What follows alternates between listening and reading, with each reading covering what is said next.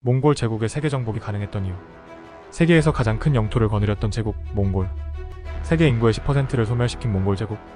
그들의 인구는 당시 100만 명 밖에 되지 않았고 겨우 10만 명으로 세계를 제패했다. 이것을 가능케 했던 것은 말이었다.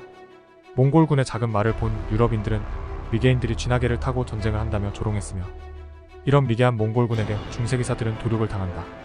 중세 유럽 기사들이 타던 말은 유럽산이나 아랍산 품종이었고 200에서 250kg을 감당할 수 있어서 중세 기사와 말에 갑옷을 입혀 집단으로 움직이면 시속 40km에 움직이는 탱크 같았다. 건초밖에 먹지 않았고 몽골 말보다 4배는 더 먹었으며 한 마리에 보병 15명이 준하는 자원이 소모되었다. 몽골 말은 크기는 작지만 지구력이 뛰어나며 전력으로 20-30km를 질주할 수 있었다. 그에 비해 서양 말은 3-4km밖에 전력 질주하지 못했다. 그리고 몽골 말은 영하 45도, 영상 45도의 추위와 더위를 견딜 수 있었으며 겨울에도 스스로 풀을 찾아 생존할 수 있을 정도로 인내심이 강하고 강인했다. 이런 말을 병사 하나가 4-5마리씩 데리고 전쟁에 참여했으며 칭기즈칸이 전쟁을 위해 하루에 190에서 200km를 이동했다는 기록이 있다. 내 몸에 칭기즈칸의 피가 흐른다. 나도 칭기즈칸의 후예일 가능성이 있다. 칭기즈칸에게는 공식적으로 인정받은 4명의 아들이 있었다. 하지만 밝혀지지 않은 아들이 더 있었을 것으로 추정된다. 남성은 아버지, 할아버지를 따라 같은 Y염 색체를 공유한다. Y염 색체는 아버지에게서 아들로 직접 유전되며 이는 최초의 남성 조상을 찾는 연구에 활용되고 있다. 전 세계의 모든 남성의 Y염 색체는 약 25만 년 전 어떤 한 남성으로부터 유래한 것이고 중앙아시아 남성의 8%, 전 세계 남성의 0.5%는 몽골 제국 칭기즈칸의 Y염 색체를 물려받았다고 추정된다. 이는 칭기즈칸의 Y염 색체가 섞인 남성이 전 세계에 4천만 명 정도 된다는 것을 의미한다. 김구 선생의 내가 원하는 우리나라. 나는 우리나라가 세계에서 가장 아름다운 나라가 되기를 원한다. 가장 부강한 나라가 되기를 원하는 것은 아니다. 내가 남의 침략에 가슴이 아팠으니 내 나라가 남을 침략하는 것을 원치 않는다. 우리의 경제력은 우리의 생활을 풍족히 할 만하고 우리의 국방력은 남의 침략을 막을 만하면 족하다. 오직 우리가 가지고 싶은 것은 높은 문화의 힘이다. 문화의 힘은 우리 자신을 행복하게 하고 나아가서 남에게 행복을 주겠기 때문이다. 나는 우리나라가 남의 것을 모방하는 나라가 되지 말고 높고 새로운 문화의 근원이 되고 목표가 되고 모범이 되기를 원한다. 그래서 진정한 세계의 평화가 우리나라로 말미암아서 세계에 실현되기를 원한다. 백범일지 중에서 안중근을 둘러싼 짧고 굵은 첫 번째 역사 이야기. 안중근은 1909년 10월 26일 하얼빈역에 잠입하여 이토 히로부미를 저격하고 러시아 경찰에 체포되었다. 총격 후 안중근은 태극기를 들어올리고 코레아 우라라고 외쳤다.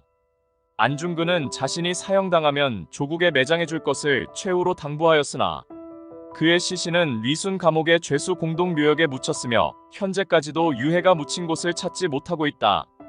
안중근은 동양평화론의 집필을 위해서 사형 집행을 한 달 늦추도록 고등법원장 히라이 씨에게 청하여 허락을 받았으나 그 약속은 지켜지지 못했다.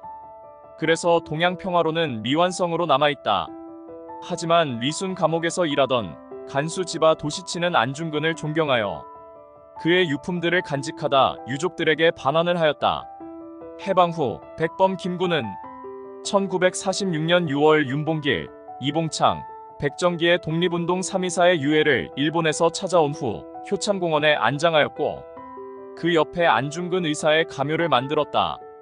가묘 앞에는 이곳은 안중근 의사의 유해가 봉환되면 모셔질 자리로 1946년에 조성된 가묘입니다라는 글이 새겨져 있다. 의사 안중근을 둘러싼 짧고 굵은 두 번째 역사 이야기. 안중근이 사형 언도를 받은 후 조마리아는 아들에게 편지를 보낸다.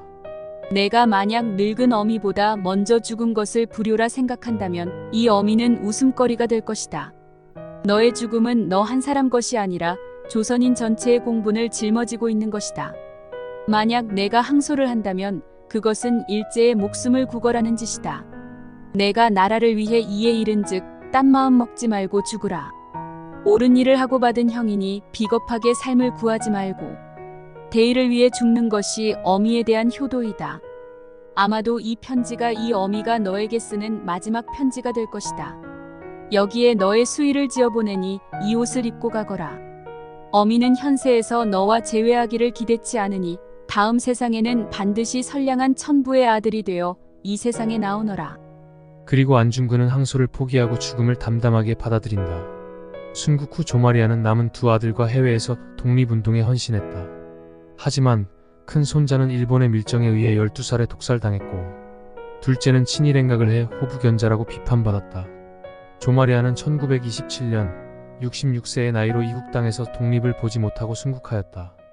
홍군의 대장정을 둘러싼 짧고 굵은 역사 이야기. 홍군의 대장정이란 중국 공산군이 국민당군의 포위망을 뚫고 370일 동안 9,800km를 도보, 우마로만 이동하여 예난으로 탈출한 사건을 말한다. 초기 10만 명 이상이 출발하여 14개의 성을 전전하며 우여곡절을 겪으면서 예난에 도착하였을 땐 8,000명으로 줄어 있었다. 이는 100km의 행렬이 하루도 쉬지 않고 40km를 이동하는 강행군이었으며 마오쩌둥의 동생과 두 아이도 생존하지 못했다. 이 대장정은 단순한 이동을 넘어 정치적, 군사적 전략이자 중국 공산혁명의 전환점이었다. 반면 많은 병사와 민간인이 목숨을 잃는 아픔도 동반한 역사적 사건이었다. 그리고 마오쩌둥과 남은 군사들이 도착한 산시성 예난에서 20대의 나이에 공산당의 근거지를 마련하고 대장정에 지친 홍군을 받아들인 인물이 바로 시중신이다. 만약 시중신이 다른 마음을 먹었다면 중국의 역사는 달라졌을까? 시중신은 시진핑의 아버지다. 당나라가 탐낸 신라의 보물. 670년 신라와 당나라 간의 전쟁이 시작하기 전 당나라는 황제의 친명이라 하여 신라의 보물인 구진천을 내놓으라 한다. 신라는 당나라와의 전쟁 준비가 덜 되었기 때문에 구진천을 당나라에 보낼 수밖에 없었다. 구진천은 신라의 무기 기술자로 구진천이 만든 쇠뇌는 1000걸음 거리만큼 멀리 날아간다 하여 천보노라 불렸다. 천보를 요즘 기준으로 환산하면 1386m다. 당나라 고종은 구진천을 불러 쇠뇌를 만들게 했는데 첫 결과물은 겨우 30보밖에 나가지 않았다. 당나라 고종이 추궁을 하니 구진천은 신라의 나무가 아니어서 결과가 이렇다 대답한다. 당나라 고종은 그래서 신라의 나무를 어렵게 구해 다시 쇠뇌를 만들게 했다. 두 번째 결과물은 60보밖에 나가지 않아 당나라 고종이 추궁을 하니 운반 도중 신라의 나무가 습기를 먹어서 결과가 이렇다 대답한다. 당나라 고종의 협박과 위협에도 불구하고 구진천은 당나라에 협조하지 않았다. 그가 타향해서 할 수 있는 애국을 위한 최선의 방법이었고 결국 신라는 당나라와의 전쟁에서 승리한다. 고려시대 내시는 거세를 한 성불구자가 아니었다. 조선시대의 내시는 성불구자가 맞지만 고려시대 내시는 성불구자가 아니었다. 고려시대의 내시는 문벌 귀족의 아들, 전쟁에서 군功을 쌓았거나 학식이 뛰어난 자들로 선발되었으며 왕을 가장 가까이에서 모시는 초엘리트 집단이었다.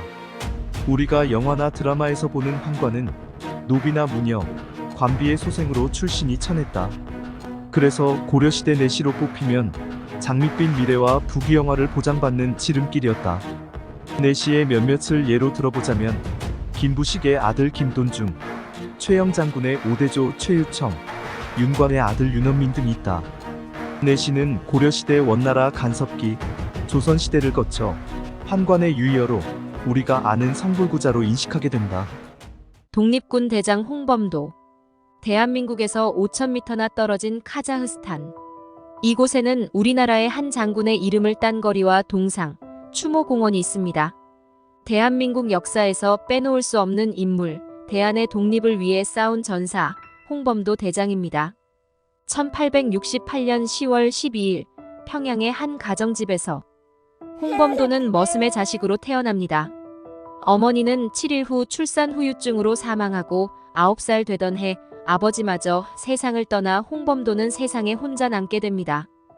홍범도의 나이 15살, 나이를 속여 평양 소속 조선군에 들어갔지만 군대의 부조리를 느끼며 양반 출신의 상관을 폭행해 4년 후 군으로부터 도망을 칩니다. 그리고 제지소에서 3년을 일을 하다 22살에 금강산에 있는 절에 들어가 글을 깨우치고 경전을 공부합니다. 그리고 단양 이씨를 만나 처의 고향인 함경남도 북천군으로 가 사냥꾼의 일을 시작합니다. 1907년 일제가 대한제국의 군대를 강제로 해산시키고 전국 각지에서 의병운동이 일어나자 조선인의 총과 탄약을 압수하고 이를 거부하면 처벌하기 시작합니다. 이에 홍범도는 70여 명의 삼포수 의병부대를 조직하여 후치령에서 일본군을 공격해 승리하고 이후 홍범도의 부대는 300여 명까지 늘어나고 약 1년간 함경도에서 60전 60승의 성과를 보여줍니다. 하지만 일제는 홍범도의 부인과 자녀를 가만두지 않았습니다. 결국 부인은 고문 후유증으로 사망하고 아들 또한 일본과의 전투에서 사망하게 됩니다. 시간이 흐르고 홍범도의 대한독립군은 북간도에 자리 잡게 됩니다. 1920년 6월 7일 새벽 봉오동 골짜기 위에서 일본군을 포위하여 크게 이겼으며 이것이 봉오동 전투입니다. 독립신문에는 사망자 157명, 중경상자 300여 명으로 기록되어 있습니다.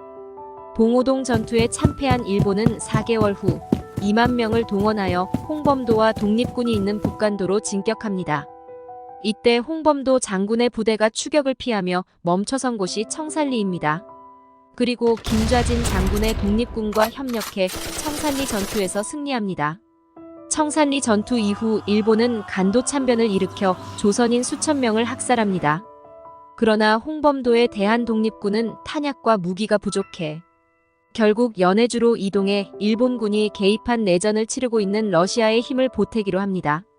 그러나 러시아는 홍범도와 독립군을 지원하지 않았습니다. 시간이 흐르고 러시아는 일본과의 전쟁을 염려하여 조선인들이 일본인과 닮아 스파이가 있을 수 있다는 이유로 17만 명을 카자흐스탄으로 강제 이주시킵니다. 홍범도는 크즈로르다에 위치한 고려극장에서 수의장을 하다 1943년 10월 25일 노환으로 사망하였고 21년 8월 18일 국립현충원에 안장되었습니다. 78년 만에 독립군 대장, 영웅의 귀환이었습니다. 문익점 목화보다 800년 빠른 백제시대 목화. 1363년 고려 말에 문신 문익점이 원나라로부터 목화씨를 반입한다. 하지만 800년 전에 이미 백제에서 목화를 재배했다. 국립부여박물관은 국보 287호 금동대학로가 나왔던 능산리 절터 출토 유물을 분석한 결과 6세기 백제 면직물을 확인했다. 이전까지 국내에 보고된 가장 오래된 면직물은 14세기 공민왕 시대의 자료다. 문익점이 들여온 목화는 원나라의 것이 아니라 베트남에서 남쪽 기후에 맞게 개량한 종자로 대량 재배가 가능했지만 백제시대 목화는 원산지인 중앙아시아 등 건조한 지역의 토종 종자를 어렵게 소량 재배한 것으로 추정된다. 백제시대의 면직물은 매우 귀했고 문익점 목화보다 800년이 앞선다. 베트남 파병에 대한 숨겨진 진실. 한국의 베트남 파병은 미국의 요구를 거절할 수 없어 어쩔 수 없이 한 것이 아니라 한국 정부가 먼저 제안했다. 비전투원이 아닌 전투원 파병을 먼저 제안한 것도 우리나라다. 한국은 1964년부터 73년까지 총 6차에 걸쳐 약 31만 명을 보냈다. 최초의 전투병력 파견은 1965년 3차 파병 때다. 베트남 특수의 가장 큰 수혜자는 일본이었다. 일본은 피 한 방울 흘리지 않고 베트남에 온갖 물자를 대면서 한국이 전쟁 기간 동안 번 돈보다 더 큰 돈을 매년 벌어들였다. 대만은 20여 명을 파병했음에도 불구하고 한국이 얻은 베트남 특수는 대만의 베트남 특수를 약간 웃도는 정도였다. 우리 정부는 젊은이들의 희생에 대한 보상을 제대로 받아내지 못했다. 미국이 제공하는 파병 한국군 소장의 월급은 354달러였다. 같은 파병국인 필리핀과 태국의 소위 월급은 442달러, 389달러였다. 미국 병사 1명의 유지 비용으로 한국군 43명에게 월급 식량 장비 일체를 제공할 수 있었다. 베트남 파병은 미국의 지원을 통한 정권 안정, 미군 철수와 한국군 감축을 막고 외화벌이를 위해 박정희 정권이 적극적으로 선택하고 추진한 카드였다. 발해의 역사에 대한 숨겨진 진실. 우리나라 사람들 머릿속에는 발해가 혜성처럼 등장해 혜성처럼 사라진 나라처럼 생각이 들 때가 있는데요. 과연 그럴까요? 먼지처럼 사라진 수나라 37년. 중국 역사에서 절대 빼놓을 수 없는 당나라. 289년. 가늘고 질기게 의뢰로 오래간 송나라 319년. 짧고 굵은 몽골족 상남자의 원나라 97년. 조선 돕다가 허리 굽은 명나라 276년. 멸망 후 대한민국 전 지역에 수백 개나 다시 건국된 청나라 296년. 그러면 발의 역사를 살펴볼까요? 발의 228년. 발의 역사는 다른 왕조들에 비해 절대로 짧지 않습니다. 기록이 많지 않고 갑작스럽게 멸망한 탓에 평가절하되고 있는 것이 아닌지 생각해봐야 합니다. 사약에 대한 숨겨진 진실. 사약은 죄를 지은 사람에게 임금이 직접 하사하는 독약이다. 먹기 전에 예법에 따라 임금을 향해 무조건 4번 절을 해야 했다. 의는 임금이 하사한 물건을 받았기 때문이고 죄인에게 예의를 갖추어 죽음을 하사해 준 것이기 때문이다. 사약으로 죽는 것은 시신이 온전하게 보존되는 형벌이었다. 머리카락도 부모가 준 것이라 함부로 해서는 안 된다는 유교 국가, 조선시대 양반사회에서 제사의 비중을 생각해 본다면 이만큼 사형수의 여건을 보장해주는 형벌이 없었다. 사약의 성분은 부자, 비상, 수은 그리고 화경버섯이 쓰였을 것으로 추정된다. 제조법은 지금까지 정확히 알려지지 않았다. 사약을 내릴 때 관원들은 사약을 넉넉히 챙겨야 했다. 몇 사발을 먹여도 죽지 않는 경우가 있었기 때문이다. 조선시대 문신 이명수는 18사발을 마셔도 죽지 않아 결국 목을 매달아 죽였다. 사약을 거부하는 경우는 문짝에 묶어 강제로 먹이기도 했고 교살하기도 했다. 사극에서 사약을 마시자마자 피를 토하며 죽는 것은 어디까지나 연출이다. 사약을 마신 죄인은 한나절 동안 고열과 자결감, 구토와 어지러움 등 상당히 고통스러운 과정을 겪다가 죽었다. 삼별초의 짧고 굵은 역사 이야기. 고려 최씨 무신 정권 유지를 위해 특수부대를 조직하는데 이것이 야별초다. 야별초가 조직이 커지자 좌별초, 우별초로 나누고 몽고군 포로였던 자들로 구성된 신의군까지 편입시키게 되는데 이것이 우리가 알고 있는 삼별초다. 1270년 5월 고려 24대 왕 원종이 원나라를 등에 업고 고려로 귀국한다. 그리고 30여 년간 강화도에서 몽고와 항쟁하던 무신 정권을 회유해 개경으로 환도하고 삼별초를 해산하려 한다. 이에 삼별초는 개경 정권과 선을 긋고 배 천여 척의 물자와 병사를 나누어 진도로 향하고 왕족인 왕혼을 새로운 왕으로 옹립하고 용장산성을 구축해 여몽과의 항전을 준비한다. 하지만 1271년 5월 여몽 연합군이 총공격을 감행해 왕혼과 배중손이 사망하고 진도가 함락되자 김통정의 주도로 제주도로 이동하여 항전을 계속한다. 그리고 제주도 애월에서 재기의 발판을 다지고 항전하지만 1273년 4월 고려의 마지막 자존심 삼별초와 김통정은 최후를 맞이한다. 스위스 용병은 어떻게 유럽 최고가 되었나? 14세기부터 19세기까지 스위스의 용병은 유럽 최고로 꼽혔다. 알프스라는 관광 자원을 가지고 있지만 당시에는 농사짓기에 척박한 땅이 많아 외국에 나가 용병을 해서라도 가족들을 먹여 살려야 했다. 그들을 가장 유명하게 만든 것은 고용주에 대한 절대 충성이다. 신성로 마제국과 프랑스가 벌인 파비아 전투에서 프랑스가 패퇴하고 신성로 마제국은 바티칸까지 쳐들어온다. 이때 교황인 클레멘스 7세를 지키기 위해 189명의 스위스 용병은 도망가지 않고 교황을 탈출시켰고 끝까지 교황의 안위를 지켜냈다. 이후 바티칸에서 로마 교황의 호위 업무는 스위스 용병만이 맡는 것으로 선포되었다. 프랑스 대혁명 때 루이 16세의 곁을 끝까지 지킨 것도 스위스 용병이다. 튠르리궁에서 루이 16세를 지키기 위해 786명의 스위스 용병이 한 명의 이탈자 없이 혁명군과 싸우다 전멸한다. 스위스 루체른에는 이때 죽은 군인들을 기리기 위해 만든 빈사의 사자상이 있다. 스위스 용병들은 후손들의 미래를 위해 죽음을 직면한 순간에 도망가지 않고 명예와 신뢰를 지켜갔기 때문에 유럽 최고의 용병이 되었다. 시집살이는 한국의 문화일까? 처가살이는 우리 고유의 결혼 풍습이었다. 그러면 장가를 든다는 것은 무슨 뜻일까? 장가는 장인 장모가 사는 집, 즉 장가로 들어가 사는 것을 의미한다. 사실 우리 사회는 전통적으로 목의 중심 사회였다. 현모양처의 대명사인 신사임당도 오랫동안 시부모를 정성스럽게 모셨을 것 같지만 19세에 혼이 나여 남편인 이원수와 강릉 친정에서 딸 셋과 아들 넷을 낳아 기르며 내내 살다가 20년 후인 38세 되던 해에 시집으로 들어가 10년 뒤 세상을 떠난다. 결혼 생활 대부분을 친정에서 생활했다. 고려시대 때 음설화하여 5품 이상 고위관리나 공신의 자식들에게 과거 시험을 면제받고 벼슬에 나갈 수 있는 특혜를 주었는데 음설을 받는 자격 순위가 아들, 손자, 사위, 조카 순이었다. 북의 혈족관념에서는 아들, 손자, 조카, 사위 순이다. 17세기 임진왜란 이후 뿌리부터 줄기까지 성리하게 나라가 된 조선에서 우리 고유의 결혼 풍습인 처가살이는 처가살이 하는 남성은 못난 놈, 처갓집과 화장실은 멀수록 좋다. 출가외인의 시집살이로 변화한다. 우리 역사 최고의 킹메이커? 우리나라 역사에서 아버지와 형을 임금에 앉히고 본인도 임금에 오른 후 아들까지 임금에 앉힌 사람이 있다. 조선의 태종 이방원이다. 이방원은 아버지 이성계를 임금에 앉히기 위해 반대파의 수장이었던 정몽주를 본인의 신복들을 동원해 선죽도에서 철퇴로 무참히 살해한다. 그리고 3달 후 고려는 475년 만에 멸망하고 이성계의 시조선이 시작한다.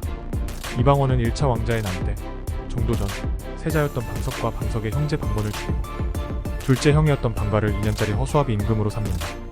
그리고 이방원은 본인이 직접 임금에 오른 후 이 임금 이후 조선의 모든 발전이 멈췄다고 평가받는 자녀만 22명을 낳아 우리나라 역사상 최고의 성군으로 뽑히는 막내 충녕대군을 조선의 4대 임금으로 앉힌다. 이 임금이 세종대왕이다. 조선시대 최고의 도망의 제왕.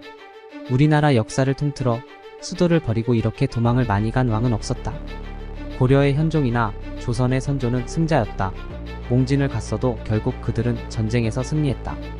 그의 반정 후 공을 세우고도 대접을 잘 받지 못하고 영모제로 공작을 당한 이괄이 난을 일으켜 한양을 점령했다. 외국군도 아니고 국내 병사에 의해 한양이 점령당한 적은 조선 역사에 단 한 번도 없었다. 이를 피해 공주로 피신하는데 이것이 그의 첫 번째 몽진이다. 이괄의 난으로 북방의 경계가 허술해진 틈을 타 광해군의 원수를 갚는다는 명분으로 후금이 쳐들어 오는데 이것이 정묘호란이다. 그래서 그는 강화도로 피신한다. 이후 후금이 군신의 예와 많은 조공을 요구하고 조선이 이에 불만을 품자 채차 공격해오는데 이것이 병자호란이다. 이에 인조는 강화도로 다시 피신하려다 길이 막혀 남한산성으로 피신했다가 결국 삼전도의 굴욕을 겪는다. 영화 남한산성을 보면 식량이 부족하다는 보고를 듣자 임조는 이런 말을 한다. 아껴서 오래 먹이되 너무 아끼지는 마라. 태조 이성계는 고려국왕이었다. 조선 왕조의 시조인 태조 이성계와 이방원의 형인 정종은 조선 국왕이라고 불린 적이 없다. 1392년 이성계의 즉위 후 조선은 명나라에 조선과 화령중 국호를 정하게 해달라고 명나라에 요청한다. 이에 명나라는 공식적으로 인정을 하지 않고 조선을 국호로 쓰고 싶으면 알아서 하라 답한다. 그에 앞서 명나라 조정은 이성계에게 권지국사의 칭호를 내린다. 여기서 권지는 요즘 말로 임시 인터넷 뜻을 가지고 있다. 권지국사는 정식 국왕이 아니라 임금 준비를 하는 임시 국왕이라는 뜻이다. 그래서 조선에서 명으로 외교문서를 보낼 때 조선국 권지국사라고 명나라에 외교문서를 보내면 명나라에서는 고려 권지국사로 답변이 왔다. 그리고 태종 이방원의 즉위와 함께 고명과 국세를 받고 나서야 고려 권지국사에서 조선 국왕으로 인정받을 수 있었다. 흥청망청의 진실. 조선시대 폭군으로 불렸던 연산군 시절 연산군은 전국의 미녀 1000명을 선발하였는데 이 기녀들을 통칭해서 운평이라 한다. 그리고 1000명 중 미모와 기회가 뛰어난 300명을 흥청이라 불렀다. 이들의 출신은 기녀, 몸종, 부녀자까지 다양했다. 흥청이 되면 전용 몸종과 의원이 붙었으며 녹봉이 지급되었고 가족에게 땅과 집도 지급이 되었다. 하지만 흥청에 들어간 여인에게 쓰여지는 모든 비용은 그 지역 백성들이 부담을 해야 해서 흥청을 배출한 지역의 백성들이 도망가는 일이 빈번했다. 흥청 출신의 대표적인 인물로 장녹수를 뽑을 수 있다. 흥청망청이란 말은 연산군이 흥청과 놀아나다 망했다에서 유래한 말이다. 우리가 먹는 카레라이스의 충격적인 비밀. 우리가 먹는 카레라이스는 일제강점기에 한국에 전해졌다. 인도와 영국의 카레와 다른 점은 밀가루와 전분을 많이 섞어 한국과 일본의 카레는 걸쭉해 밥에 얹혀 먹는다. 일본은 영국 해군과의 교류를 통해 일본 해군이 급식으로 카레라이스를 채택하면서 일본 국민에게 널리 보급됐다. 19세기 말에서 20세기 초까지 일본 농촌에서는 쌀밥 먹기가 쉽지 않았다. 가난한 농부들은 잡곡밥을 주로 먹었지만 군대에 가면 쌀밥을 실컷 먹을 수 있었다. 하지만 쌀밥을 주로 먹던 일본 군인에게 생각지 못한 문제가 발생한다. 바로 각기병이었다. 쌀은 현물로 지급하고 반찬에 대한 것은 현금으로 지급했는데 군인들이 돈을 아끼느라 단무지나 간장 종지 같은 최소한의 반찬으로 밥을 먹었다. 그러면 일본군은 그 많은 쌀을 어디에서 조달했을까? 바로 한반도였다. 1941년 쌀 생산량 중 43%가 1944년 쌀 생산량 중 63.8%가 수탈됐다. 우리 조상들이 쌀이 부족해 농민은 보리밥으로 연명하다. 보릿고개를 맞으면 풀뿌리와 나무 껍질로 배를 채웠다는 이야기가 있는데 이는 일제강점기 때 이야기다. 우리가 빼앗긴 쌀로 일본 군인들은 쌀밥만 먹다가 각기병에 걸렸고 이렇게 생긴 각기병을 치료하려고 일본 해군에서 보급한 것이 우리가 먹는 카레라이스다. 치즈와 전쟁의 비밀. 우리가 피자를 먹을 때 길게 늘어지는 치즈를 모짜렐라 치즈라 하고 햄버거에 들어있는 노란색 치즈를 체다 치즈라 한다. 이 치즈들에는 공통점이 있는데 짝퉁이라는 것이다. 전쟁이 짝퉁을 진짜처럼 바꿔놨다. 모짜렐라 치즈는 이탈리아 남부 지역에서 물소저지나 우유로 만드는 치즈를 말한다. 2차 대전 때 독일군이 연합군에 밀려 이탈리아에서 퇴각하면서 물소들의 씨를 말린다. 그래서 대체품으로 만든 것이 젖소 우유로 만든 지금의 모짜렐라 치즈다. 이 치즈의 주생산지는 미국이었다. 미국으로 이민 온 이탈리아 사람들이 미국에는 물소가 없으니 젖소를 이용한 것이다. 그리고 미국산 피자가 전 세계로 퍼지면서 젖소 우유로 만든 모짜렐라 치즈가 진짜 행세를 한다. 체다는 영국 남부 서머시 지방에 있는 마을이다. 이 마을에는 동굴이 많은데 치즈를 만드는데 필요한 최적의 온도와 습도를 갖추고 있어. 12세기부터 치즈가 생산되었고 영국 대표 치즈가 되었다. 하지만 2차 대전이 발발하면서 영국 정부는 지역의 다양한 치즈 생산을 중지시키고 체다 치즈만 생산하게 한다. 전쟁 중 군인과 국민에게 보급하고자 첨가물을 섞어 대량으로 만들어낸 짝퉁이 우리가 먹는 체다 치즈 가공품이다. 세계에서 유독 조선왕조실록을 극찬하는 이유. 조선왕조실록은 시조인 태조부터 철종까지 25대에 걸친 472년간의 역사가 담긴 조선왕조의 기록물로 총 2124건이다. 유교권에 속했던 나라들도 실록은 존재한다. 하지만 유독 조선왕조실록이 세계에서 인정받는 이유는 중국의 경우 황제가 열람을 했던 황제 중심의 역사 기록이며 일본은 실록 제작 시스템이 제대로 갖춰있지 않았고 중요한 역사적 사건들이 빠져있다. 이에 반해 조선왕조실록은 춘추필법에 따른 사관의 기록 정신을 바탕으로 편찬돼 임금도 볼 수 없다는 원칙하에 기록됐다. 국정사항뿐 아니라 민중의 생활상까지 기록돼 있어 가히 조선의 백과사전이라 할 수 있다. 실록을 만들 때 3단계의 과정을 거치는데 실록이 완성되면 3단계에 쓰인 한지는 물에 씻어 재활용했다. 이는 당시 종이가 귀했고 양도 어마어마했기 때문이다. 임진왜란 전에는 춘추관, 충주, 형주, 전주 4곳의 사고에서 보관하였으며 병자호란 후에는 춘추관, 정족산, 태백산, 오대산, 적상산에서 보관했다. 홍길동은 실존 인물이었다. 길동이 왕위에 올라 태평성세로 나라를 다스린 지 30년 되는 해에 갑자기 병이 들어 세상을 떠나니 그의 나이 72세였다. 우리가 아는 홍길동은 연산군 시절 실존 인물이었다. 영의정 한치영, 좌의정 성준, 우의정 이국균이 아뢰기를 듣건대 강도 홍길동을 잡았다 하니 기쁨을 견딜 수 없습니다. 백성을 위하여 해독을 제거하는 일이 이보다 큰 것이 없으니 청컨대 이 시기에 그 무리들을 다 잡도록 하소서 하니 그대로 좇았다. 의군부의 위관 한치영이 아뢰기를 강도 홍길동이 옥정자와 홍대 차림으로 첨지라 자칭하며 대낮에 때를 지어 무기를 가지고 관부에 드나들면서 기탄 없는 행동을 자행하였는데 그 권능이나 이정들과 유양소의 풍관들이 어찌 이를 몰랐겠습니까? 그런데 체포하여 고발하지 아니하였으니 징계하지 않을 수 없습니다. 이들을 모두 변방으로 옮기는 것이 어떠하리까? 홍길동은 충청도 지역의 도적으로 조선왕조실록에 이름이 10번 정도가 나온다. 하지만 홍길동의 최후에 대한 기록은 어디에도 없다. 우리나라도 산유국이었다. 대부분의 사람들이 우리나라는 석유를 수입만 하는 나라인 줄 알지만 우리나라도 석유 생산을 했다. 한국은 세계에서 95번째로 원유를 채굴한 산유국이다. 1998년 국내 최초로 경제성 있는 천연가스가 울산 남동쪽 58km 지점 해상에서 발견되어 2004년부터 천연가스와 초경질원유 2조 6천억 원어치를 생산했다.